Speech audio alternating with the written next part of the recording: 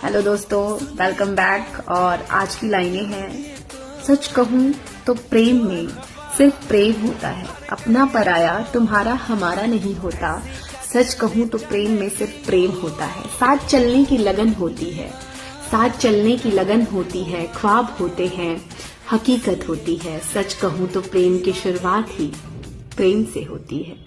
वहां तुम नहीं रहते, हम हो जाते हैं।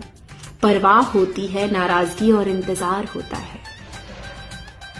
सच कहूं तो प्रेम में सिर्फ प्रेम नहीं होता, एक दूसरे को समझने की आस्था होती है, एक दूसरे को तलाशने की जिद होती है।